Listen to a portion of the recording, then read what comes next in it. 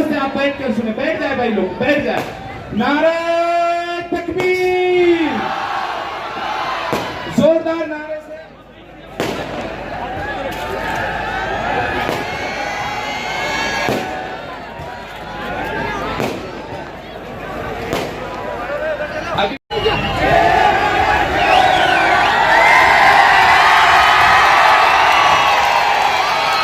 अस्सलाम वालेकुम व रहमतुल्लाहि व बरकातहू। स्टेज पर मौजूद मजलिस इत्तेहादुल मुस्लिमीन के हमारे कायद जनाब बैरिस्टर असदुद्दीन अवैसी साहब, मौलाना महफूज रहमान साहब, तमाम मजलिस के जिम्मेदारान, नौजवानों और साथियों, जो लड़के सामने बैठे हैं अगर पीछे बैठ जाएंगे तो पीछे वालों को दिक्कत नहीं होगी, मेहरबानी करके बैठ जाइए।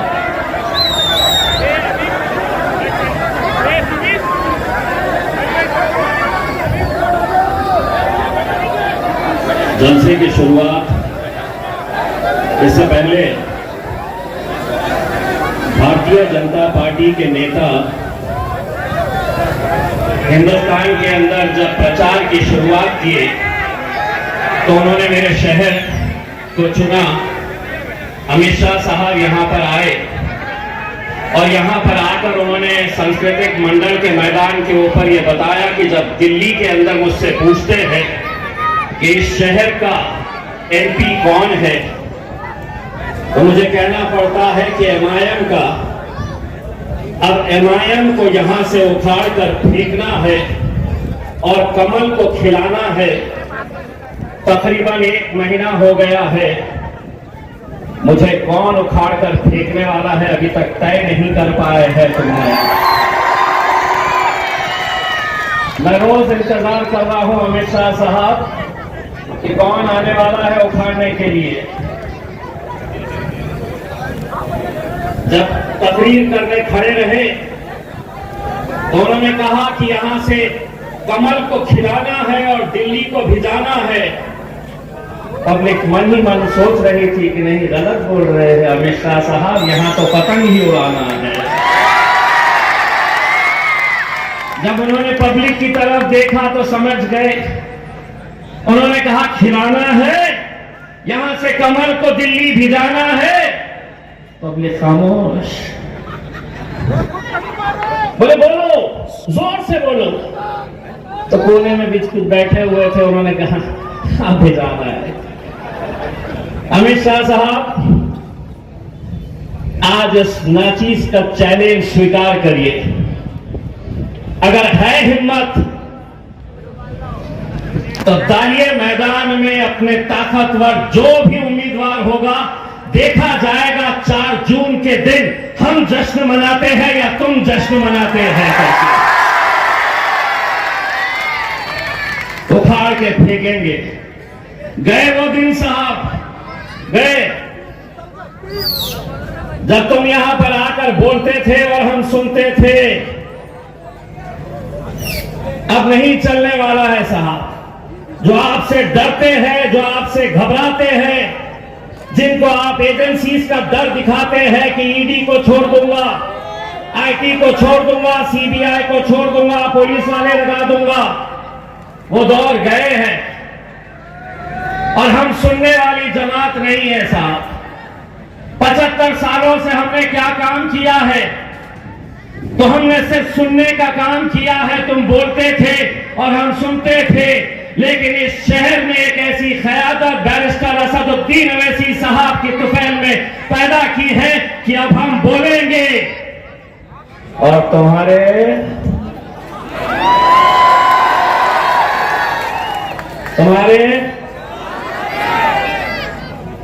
पापा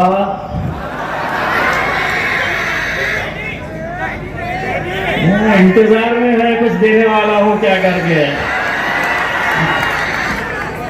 इंतजार में बैठे हैं, कुछ मिलेगा क्या करके। एक बार फॉर्म भरने दो, सूद समेत अमित शाह साहब को लौटाने वाला हूं। और उनको ही नहीं, जो आज कुछ लोग घूम रहे हैं ना शहर मेरी शख्सियत बिगाड़ने में। जो आज शहर में घूम रहे हैं कुछ लोग मेरी शख्सियत बिगाड़ने में, खुद उनका किरदार मरम्मत मांग रहा है।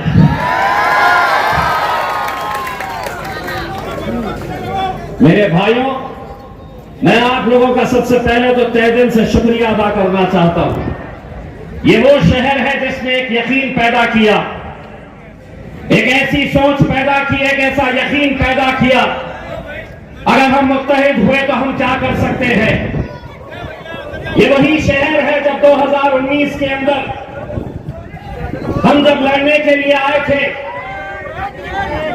तो यहीं पर होटलों में बैठा जाता था, चौराहों के ऊपर बैठा जाता था। जिन्होंने तुम्हारी क़यादत को खत्म किया, आखिरी मेंबर ऑफ पार्लियामेंट, यहां जितने लोग हैं, जितने नौजवान मौजूद हैं, शायद वो उस वक्त पैदा भी नहीं हुए थे। 1980 44 साल पहले की बात कर रहा हूं। 1980 के अंदर काजी सलीम साहब इस शहर से आखिरी आपके मेंबर ऑफ पार्लियामेंट थे। यही होता आया है 40 सालों तक। यही वो लोग जो आज शिवसेना के उम्मीदवार को तुम्हारी गलियों के अंदर लेकर आ रहे,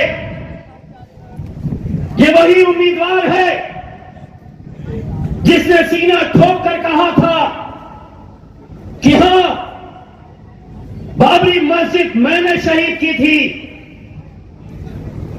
लानत है तुम्हारे ऊपर, सियासत गई चूल्हे में, लेकिन अगर चंद रुपयों की खातिर तुम अपना जमीन बेच रहे हैं तो इम्तियाज जलील तुम्हारे लिए सड़क पर खड़े रहकर भीख मांगेगा और वो पैसे तुम्हारे मुंह पर फेंक कर मारेगा। खून का सौदा मत करो। यही सौदा करते करते एक पूरी नस्ल निकल गई, पूरी नस्ल खत्म हो गई। वही धंधे, वही साजिशें, यहां से मुझे गिराओ, हैदराबाद से असद साहब को गिराओ। कब तक मेरे भाइयों, कब तक? क्या आपको यह इख्तियार नहीं है अपनी क़यादत खड़े करने का? पूछो उन लीडरों से, क्या मेरा काम सिर्फ एक मशीन की तरह हर 5 साल के बाद तुम्हें वोट डालने का है? अगर किसी एक पार्टी ने अगर मुसलमानों को टिकट नहीं दी है तो उन्हें मुसलमानों के इलाकों के अंदर आने का इख्तियार भी नहीं होना चाहिए। लेकिन आएंगे, क्योंकि अफसोस के साथ यह कहना पड़ता है कि बाजारों में आज अगर कोई जानवर खरीदने के लिए जाओ तो शायद उसकी कीमत ज्यादा होगी। इन्होंने अपना भाव उन जानवरों से भी कम कर दिया है। कोई मतलब नहीं उन्हें अपनी क़यादत का, कोई मतलब नहीं। और जिस दौर से हम गुजर रहे हैं, क्या यह समझ में नहीं आ रहा है आने वाला वक्त कैसा होगा? आने वाले वक्त के अंदर कैसे कैसे कानून लाने वाले हैं। पार्लियामेंट वो जगह है जहां पर कानून बनाए जाते हैं, नचनियों का कोठा नहीं है वहां पर नाचने के लिए जाने का सोच रहे हैं अगर कोई तो।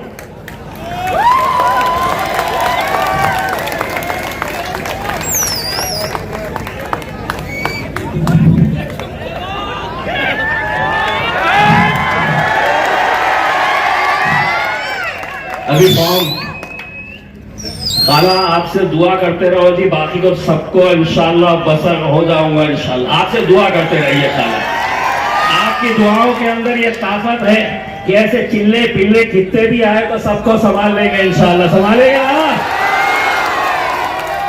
बस मेरे भाइयों, एक बात समझ लो, आपको वो जीत का जश्न भी याद होगा जहां आपको सिर्फ चंद घंटे मिले थे, क्योंकि रमजान का दिन था, सहरी का वक्त हो चला था। मुझे सर्टिफिकेट देते देते रात के 1 बज गए थे। बार बार देख रहे थे शायद वो आए कि दिल्ली को भेज रहे होंगे उनके पप्पा के पास, और पप्पा उनसे पूछ रहे होंगे कि पूरी लहर देश भर में थी, ये यहां पे क्या किए। तो यहां पे ये इन्होंने ये किए, ये एक पैगाम दिए कि 100 सुनार की। 1 बजे तक सर्टिफिकेट ही नहीं दे रहे, तो 1 बजे तक मैं शराफत से रहा। 1 बजे जाके बोला देता क्या नहीं देता। तो बाहर निकले तक, अपने इलाके तक पहुंचे तक शहर का वक्त हो चला था।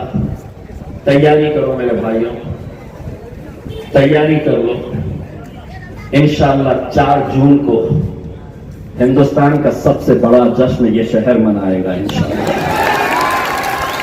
और ये पहली मर्तबा होगा कि इस जश्न के अंदर मेरे सिर्फ मुसलमान भाई नहीं रहेंगे, मेरे दलित भाई, मेरे मराठा समाज, मेरा धनगर समाज, मेरे क्रिश्चियन, जितने अलग अलग समाज के लोग हैं, आज वो अगर हमारे साथ खड़े हैं मेरे भाइयों, सिर्फ इस बुनियाद के ऊपर कि उन्होंने हमारा काम देखा है। बस आप लोगों को बड़ी जिम्मेदारी के साथ ये इलेक्शन का मुकाबला करना है, ये इलेक्शन के सामने जाना है, क्योंकि आने वाले वक्त के अंदर, आने वाले कुछ दिनों के अंदर कैसी साजिशें होने वाली है, कैसा पैसे का खेल खेला जाने वाला है, कितने लोगों को खरीदा जाने वाला है, कहां कहां ढाबों के ऊपर खाना खिलाया जाने वाला है। अल्हम्दुलिल्लाह हम तो लेते नहीं है, तो बहुत सारों को वहां पे भी लेके जाया जाने वाला है इसके अंदर। लेकिन इंशाअल्लाह एक बात तय है कि 4 जून को जश्न तो हम ही मनाएंगे। क्या हुआ? वही हुआ जो 2019 के अंदर हमारे अपने ही लोग बैठ जाते थे चबूतरों के ऊपर, होटलों में बैठकर। आता क्या?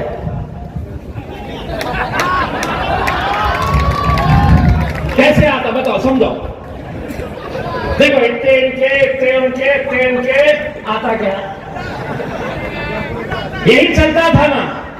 पूरे जहनों के अंदर बात डालने की कोशिश करते थे कि कुछ भी कर लो, यहां से तुम्हारा एमपी चुनकर नहीं आ सकता था। अरे तुम्हारे आंकड़े इस जमीन के ऊपर थे, मेरा हिसाब तो ऊपर वाला कर रहा था।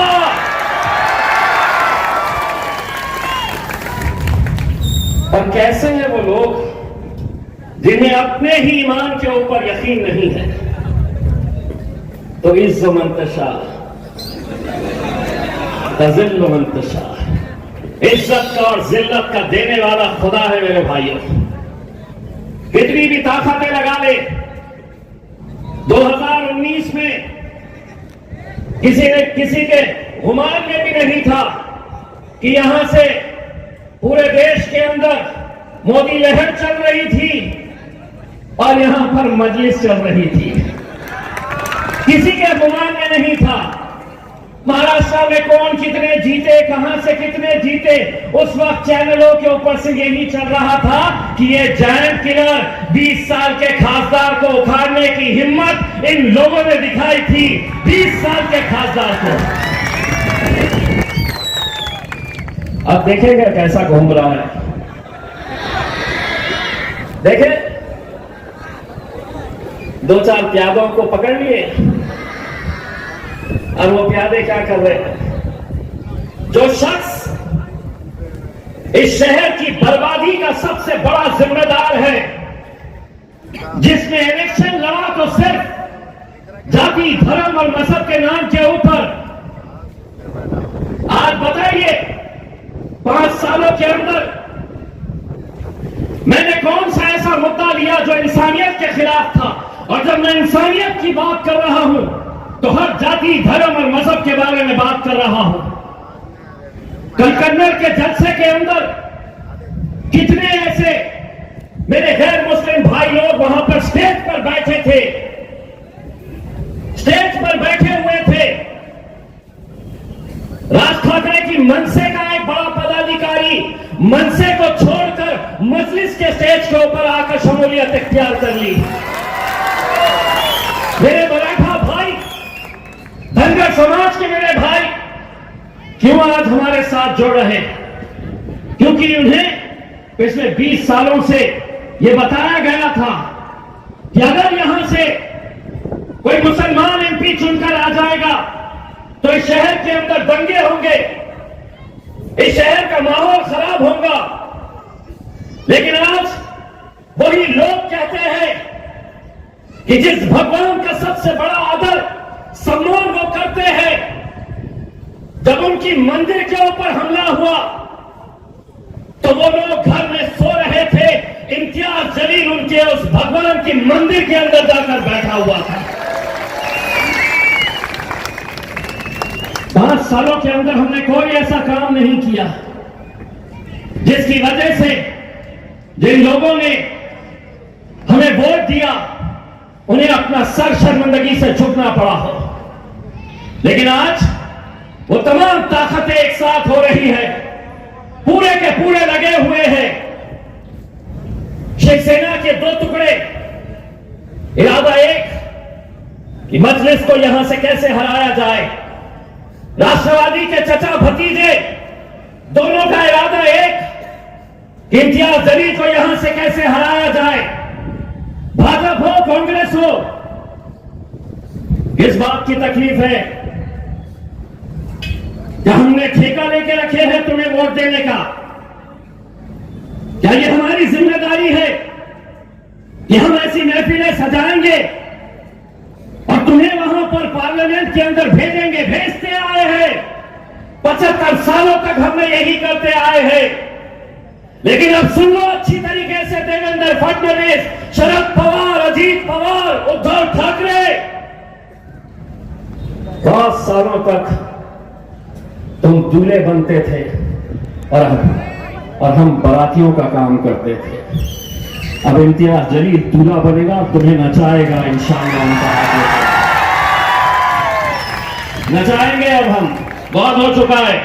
कुछ नहीं, 13 तारीख के दिन निकलना है और मजलिस के हाथों को मजबूत करना है। बहुत सारे आते हैं कहते हैं मजलिस किसी को फायदा।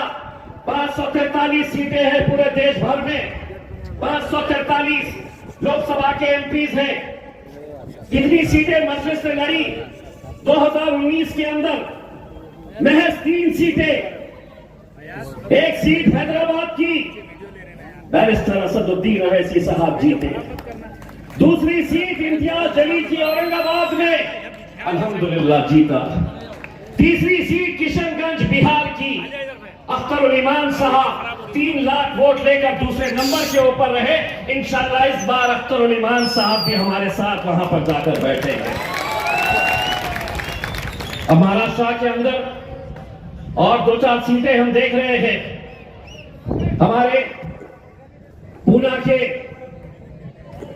अनीस सुनके साहब जो पुणे महानगर पालिका के स्टैंडिंग कमेटी के चेयरमैन रहे हैं, कई सालों तक इनके भाई, इनकी मिसेस वहां से कॉर्पोरेटर रही है, वो हमारे मजलिस के अंदर शमूलियत हासिल किए हैं। इंशाअल्लाह हम पुणे की सीट भी लड़ेंगे और अनीस सुनके साहब वहां से हमारी नुमाइंदगी करेंगे इंशाअल्लाह। मैं कल कन्नड़ के जलसे के अंदर असद साहब ने यह ऐलान किया है कि बाबा साहब अंबेडकर के नातू बाबा साहब अंबेडकर के सगे भाई आनंद राज अंबेडकर साहब अमरावती से इलेक्शन लड़ रहे हैं। असद साहब ने यह ऐलान किया है कि हम अमरावती की पूरी टीम को यह आदेश करते हैं कि पूरी की पूरी ताकत लगा दे आनंद राज अंबेडकर साहब को अमरावती से जिताने के लिए। लेकिन दोस्तों एक बात मैं ये मानकर चलता हूं कि 2019 के अंदर इम्तियाज जलील की जीत के अंदर मेरे दलित भाइयों का बहुत बड़ा हाथ था, बहुत बड़ा योगदान था। यकीन मानिए, अगर वो लोग नहीं रहते तो शायद ही हम यहां से जीत हासिल करते। आज भले ही वंचित बहुजन आघाड़ी के साथ हमारा गठबंधन नहीं हुआ है, लेकिन एक एहसान है हमारा उन पे। इसीलिए मैं बैरिस्टर असदुद्दीन अवैसी साहब से यह दरखास्त करूंगा कि जिस तरह से हमने आनंद राज अंबेडकर साहब, जो बाला साहब अंबेडकर के सगे भाई हैं, उनको तायीद की है, असद साहब से मैं गुजारिश करूंगा कि अकोला के अंदर बाला साहब अंबेडकर के लिए भी आप तायीद का ऐलान कर दीजिएगा। यह कर्ज हमें चुकाना है, यह एहसान हमें चुकाना है, और यकीनन हम एहसान फरामोश नहीं है। जिन लोगों ने मेहनत की, जिन लोगों ने हमें जिताने के अंदर पूरी ताकत झोंक दी थी, लेकिन आज मुझे मालूम है मेरे भाइयों, आने वाले दिनों के अंदर 18 तारीख से फॉर्म भरने का सिलसिला शुरू होने वाला है। 2019 की उस रमजान की उस इफ्तार के वक्त के मंजर को याद करिए, जब नतीजे चिकनखाना के उस काउंटिंग सेंटर में चल रहे थे। सोचिए आप, 6 और उम्मीदवार मेरे खिलाफ खड़े हुए थे। आप में से ही किसी ने 1200 लिया था, किसी ने 1500 वोट लिया था, किसी ने 2200 लिया था, एक ने 4500 वोट लिया था। मेरी जीत में और हार में सिर्फ 4500 वोट का फर्क था। वो दिन आज भी जब मैं सोचता हूं कि सहरी करके, तहज्जुद की नमाजें पढ़कर ये नौजवान उस वक्त उस काउंटिंग सेंटर के बाहर रोजे की हालत में तपती हुई धूप के अंदर सुबह से लेकर शाम तक इस उम्मीद के अंदर बैठे थे कि 40 साल के बाद हम अपना झंडा लहराएंगे, हमारी क़यादत का हम जश्न मनाएंगे। बस एक और उम्मीदवार रहता जो 4-4,500 वोट ले लेता, तो शायद जो 40 साल का इंतजार था वो और 40 साल इंतजार करना पड़ता। लेकिन आज उससे ज्यादा साजिशें हो रही है, उससे और बड़ी साजिश हो रही है। जीतना किसी को नहीं है, खड़े रहेंगे तो महाराष्ट्र की एकलौती एक मुसलमानों की, दलितों की, पिछड़ों की, किसानों की ये आवाज को, इस क़यादत को खत्म करना चाह रहे हैं। बहुत नए नए दूल्हे अभी आएंगे जीत का दावा करने के लिए।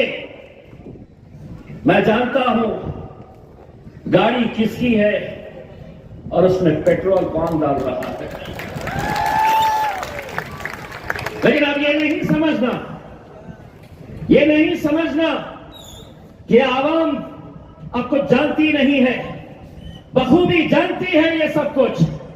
लेकिन अब आप लोगों की जिम्मेदारी है, एक वोट की कीमत क्या होती है यह आपको समझने की जरूरत। और आप लोगों के लिए एक पैगाम, फॉर्म भरने दो, दिल खोल के दूंगा सूद समेत। बहुत बहुत शुक्रिया आपको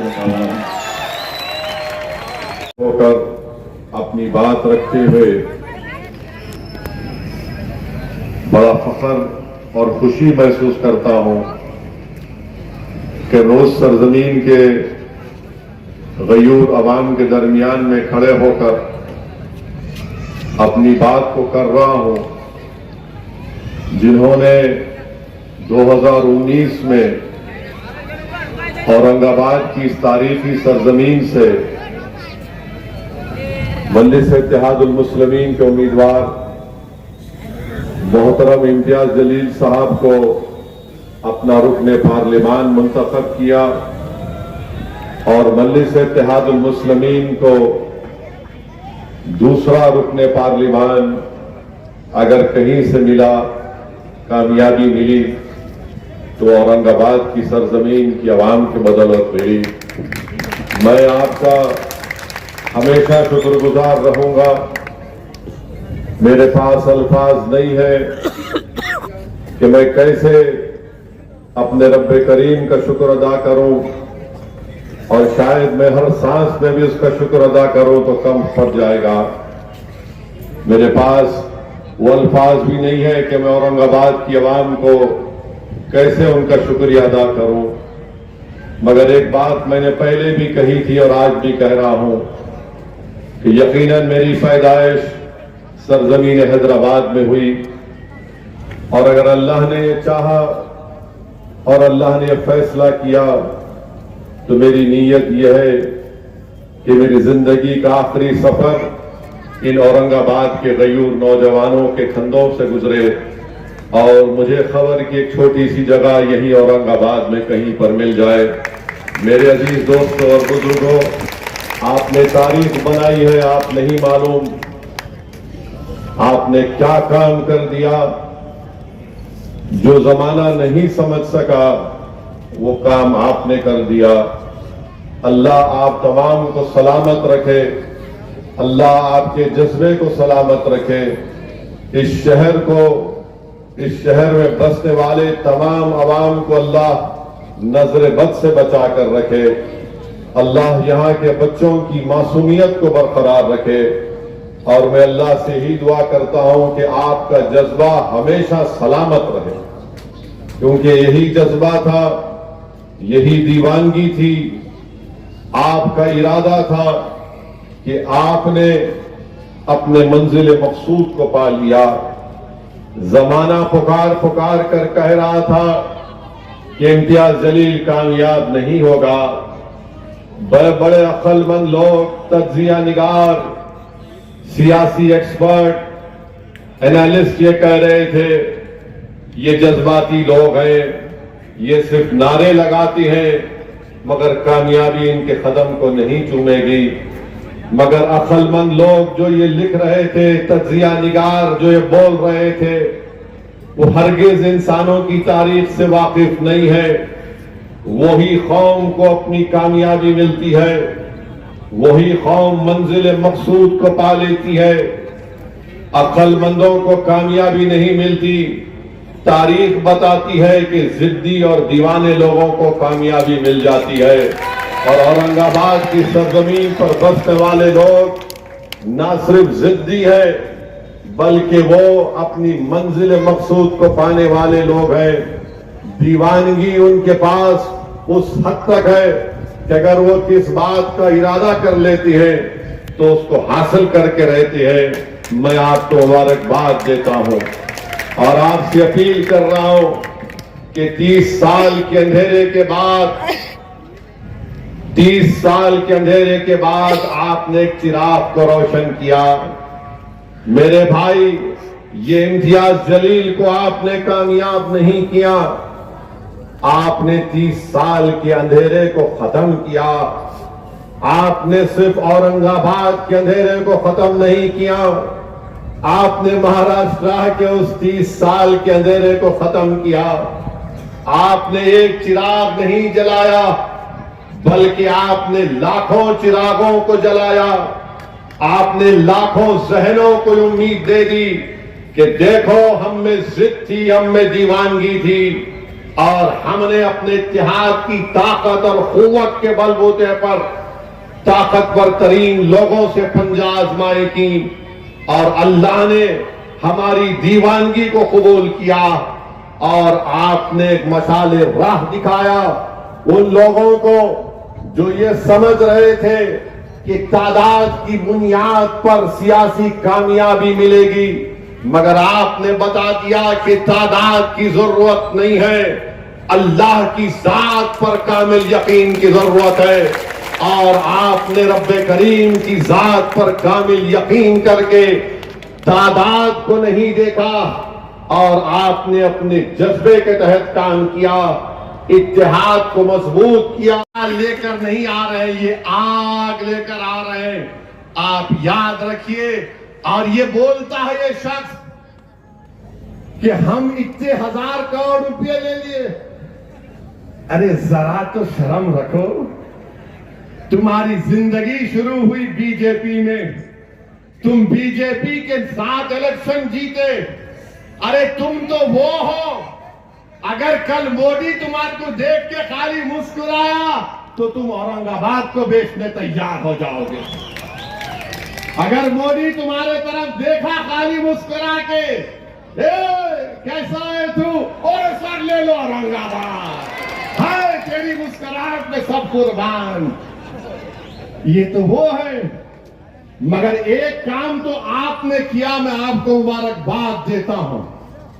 आपने इस शख्स को मजबूर कर दिया बोलने के लिए। क्या अब जब एरिया में आ रहा है, ए मुसलमान, ए भाई, ए सिख ईसाई, सब भाई भाई, 20 साल तक लड़ाते थे, मगर औरंगाबाद की आवाम ने जमहूरी तरीके से शिकस्त देकर इनको भी इम्तियाज जलील के नक्शे कदम पर चलने पर मजबूर कर दिया।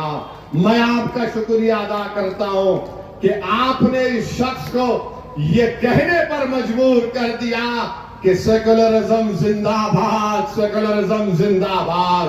आपने इस शख्स को कहने पर मजबूर कर दिया कि हिंदू, मुसलमान, सिख, ईसाई, दलित सब लोगों के मिलकर रहना चाहिए। मगर याद रखिए, 20 साल क्या क्या वहां पर हमने, हमारे बुजुर्गों ने नहीं सहा। और एक अहम बात मैं आपको अर्ज करना चाह रहा हूं। इम्तियाज जलील ने कहा कि 30 साल के अंधेरे के बाद आपके इत्तेहाद ने और सियासी शऊर ने हमको कामयाबी दिलाई। आपने महाराष्ट्र में अपनी एक सियासी क़यादत को खड़ा कर दिया। आपने अपने इत्तेहाद और सियासी शऊर की बुनियाद पर अब ये लोग मुकाबले के लिए आ रहे हैं।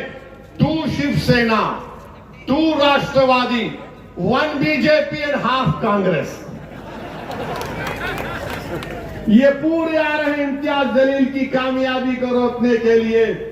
मगर मुझे यकीन है कि 2 शिवसेना, 2 राष्ट्रवादी, 1 BJP and half Congress, Aurangabad की आवाम एक नान कालिया खा के ठहर गए तो पूरे के पूरे गायब इंशाअल्लाह ताला। मुझे यकीन है, भरोसा है आपके इत्तेहाद पर। मगर मेरे भाई आप देखो, एक मर्द से मुकाबला करने के लिए दो शिवसेना, 2 राष्ट्रवादी, 1 बीजेपी और हाफ कांग्रेस, 5.5 लोग मिलकर इम्तियाज जलील से मुकाबला करने के लिए आ रहे हैं। वो ये गलत समझ रहे हैं कि इम्तियाज जलील अकेला है। इम्तियाज जलील के साथ लाखों की तादाद में औरंगाबाद की आवाम है। इम्तियाज जलील अकेला नहीं, इम्तियाज जलील के साथ लाखों की तादाद में मुसलमान। जलील एक डॉक्टर का बेटा है। जब अस्पताल में गबन हो रहा था तो इम्तियाज जलील ने हाई कोर्ट में PIL डालकर खुद कोर्ट के सामने जाकर खड़ा हो गया। आज आपके MP की नुमाइंदगी की वजह से एक 200 बेड का GM मेमोरियल अस्पताल बनने जा रहा है। वो गरीबों को उससे फायदा होगा। जो गरीब और मजलूम होगा, इंशाअल्लाह दवाखाना बनने के बाद उसको फायदा मिलेगा। आप जानते हैं कि संग्राम नगर का रेलवे फ्लाईओवर ब्रिज औरंगाबाद में बन रहा है इम्तियाज जलील की नुमाइंदगी पर। वहीं पर बाबा साहब अम्बेडकर मराठवाड़ा विद्यापीठ यूनिवर्सिटी को 100 करोड़ रुपए अगर मिले, उसमें इम्तियाज जलील की नुमाइंदगी बहुत बड़ा रोल उसमें था।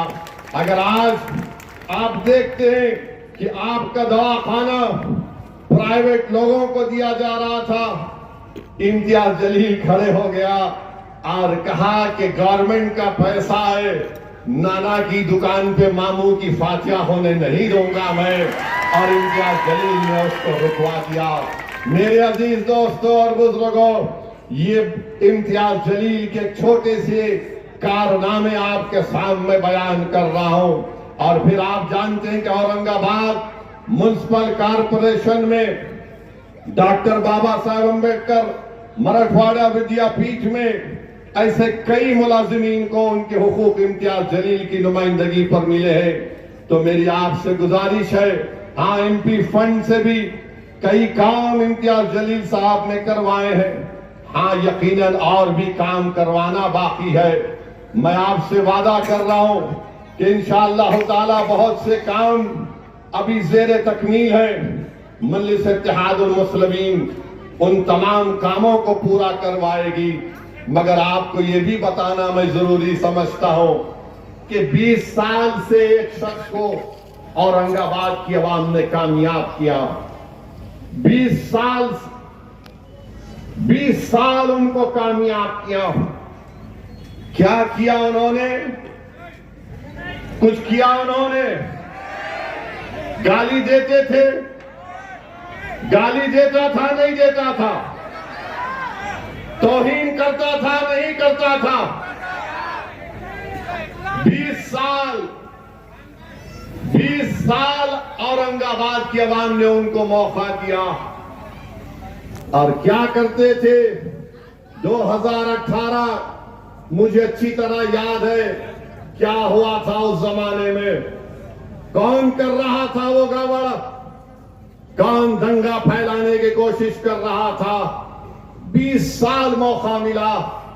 अरे 20 साल में तो बच्चा जवान होकर शादी भी कर लेता, मगर ये 20 साल में औरंगाबाद को पीछे लेकर चले गए। सिर्फ नफरत नफरत नफरत की बातें की, दिलों को तोड़ने की बातें की, नफरत को फैलाने का काम किया। और आज आकर कह रहे हैं मेरा आखिरी इलेक्शन है। अरे तेरा आखिरी इलेक्शन 2019 था, तेरा दी एंड हो चुका है। अब तेरा कोई इलेक्शन नहीं होने वाला इंशाअल्लाह ताला। अब आप जवाब दीजिए, 2019 में उसका आखिरी इलेक्शन हुआ नहीं हुआ? 2019 में उसका आखिरी इलेक्शन हुआ नहीं हुआ? अब किसका इलेक्शन होगा? किसका इलेक्शन होगा? आवाज इतनी आनी चाहिए कि शिंदे भी हिल जाए, फडणवीस भी उठ जाए और मोदी दिल्ली में जाग जाए। इलेक्शन किसका होगा? नहीं, जोर से लगाओ, इलेक्शन किसका होगा? गलत बोल रहे हैं। इलेक्शन आपका होगा, इलेक्शन तुम्हारे इत्तेहाद का होगा, इलेक्शन तुम्हारे सियासी शऊर का होगा, इलेक्शन जालिमों को खत्म करने के लिए होगा। तो अब बोले इलेक्शन किसका होगा? इलेक्शन इत्तेहाद का होगा। ये होगा इलेक्शन। अब इलेक्शन होगा इंशाअल्लाह ताला। अब 20 साल से क्या बोलते थे लोग? क्या बोलते थे लोग? खान खान। अब इनका निशान क्या है? ज्यादा फेंकम फाक करे तो ऐसी होता है, कुदरत का निजाम है। हर इलेक्शन में खान बान कल कुदरत भी बोली अब ले चले गया, सब चले गया। मशाल इनके हाथ में आ गया। मगर मशाल से भी होशियार रहना, मशाल से भी होशियार रहना। मशाल में आग है। हम क्या बोलते? रब्बना आतैना फिद दुनिया हसनतो व फिल आखिरति हसनतो व क़िना अज़ाबन नार। तो ये आग को खत्म करना, ये मशाल लेके आ रहे हैं, ये आग है। ये आग से घरों को जलाना चाहते हैं। इनका रिकॉर्ड है, श्री कृष्णा कमीशन की रिपोर्ट है। तो आग को हम बुझाएंगे। कैसा बुझाएंगे? हम आग को अपने इत्तेहाद से बुझाएंगे। जो लोग औरंगाबाद में आग लगाना चाहते हैं, हम अपने इत्तेहाद से आग को बुझाएंगे। जो लोग आग लेकर आ रहे हैं इंशाअल्लाह ताला, हम रात के अंधेरे में उठकर अल्लाह के खौफ और उम्मीद में अपने आंख से आंसू बहाएंगे और अहले दिल की आंसुओं से अल्लाह इन जालिमों की आग को खंडक में तब्दील कर देगा इंशाअल्लाह ताला। और आपने ना सिर्फ यहां से अपने आप को कामयाब किया, बल्कि इम्तियाज जलील की कामयाबी इंसाफ की कामयाबी है। इम्तियाज जलील की कामयाबी सामाजिक न्याय की कामयाबी है। औरंगाबाद की आवाम तुमको लाखों सलाम। तुमने इम्तियाज को कामयाब तो किया, मगर तुमने जालिमों को बताया कि मजलूम भी कामयाब हो सकता है, और तुमने मजलूमों को कामयाब किया। औरंगाबाद की आवाम तुमको लाखों सलाम कि तुमने सिर्फ इम्तियाज जलील को कामयाब नहीं किया, तुमने उन लोग मासूमों को जो पिसे जा रहे थे, जो दबाए जा रहे थे, तुमने उन लोगों के मुंह पर एक तमाचा मारा जो अपनी जबान से हमको जलील और रुसवा करने की कोशिशें करते थे। हमने उनको बता दिया कि तुमने हमको क्या क्या नहीं कहा, तुमने हमको रुसवा किया, मगर एक वक्त आया और आपने बता दिया कि हम और इस जिल्लत को बर्दाश्त नहीं करेंगे, और आपने इत्तेहाद को मजबूत किया, और यहां से आपने इम्तियाज जलील को कामयाब और कामरान किया। ये इम्तियाज जलील की इनफरादी कामयाबी नहीं, ये आप तमाम की इज्तिमाइयत की कामयाबी है। ये एक शख्स की कामयाबी नहीं है, ये आपके सियासी शऊर की कामयाबी है। ये एक शख्स की कामयाबी, एक जमात की कामयाबी नहीं, बल्कि औरंगाबाद शहर में बसने वाले, एक एक घर में रहने वाली हमारी मां और बहनों की दुआओं की कामयाबी है। मेरे अजीज दोस्तों और बुजुर्गों, इसीलिए मैं आपको मुबारकबाद भी देता हूं और आपको बताना चाह रहा हूं कि इस कामयाबी के सफर को हमको जारी और सारी रखना है।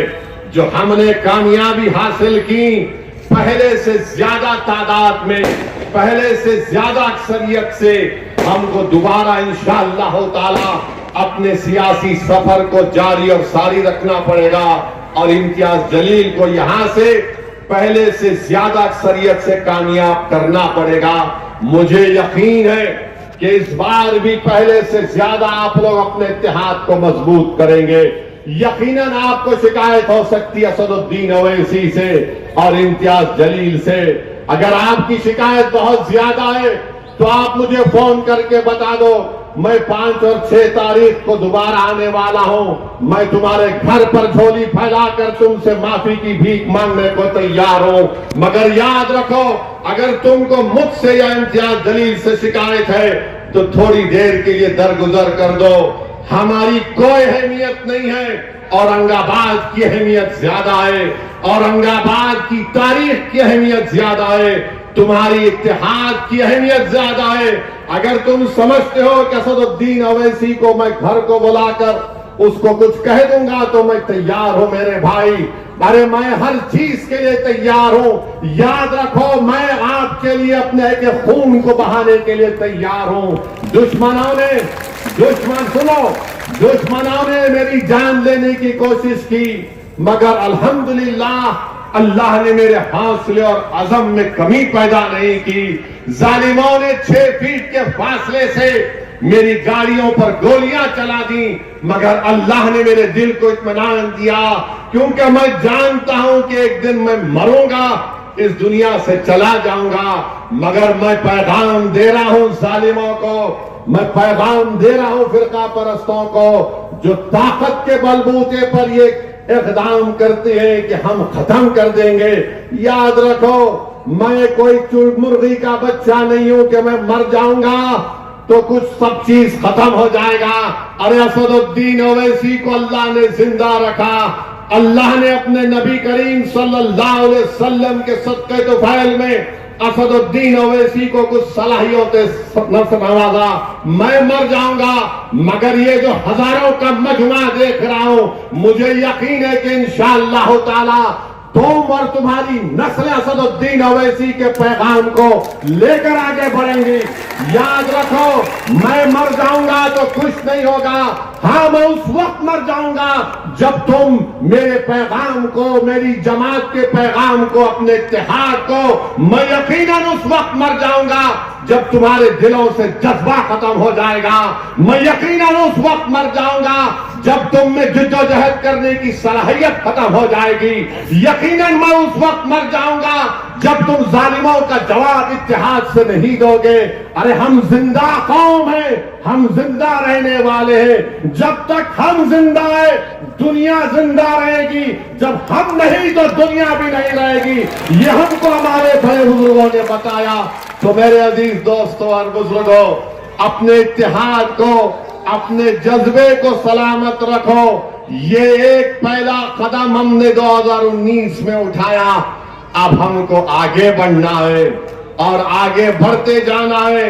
आप जानते हैं मेरे अजीज दोस्तों और बुजुर्गों, इम्तियाज जलील कामयाब हुए, आदर्श का स्कैम हुआ। इम्तियाज जलील ने गरीबों को इंसाफ दिलाने के लिए आगे बढ़ा।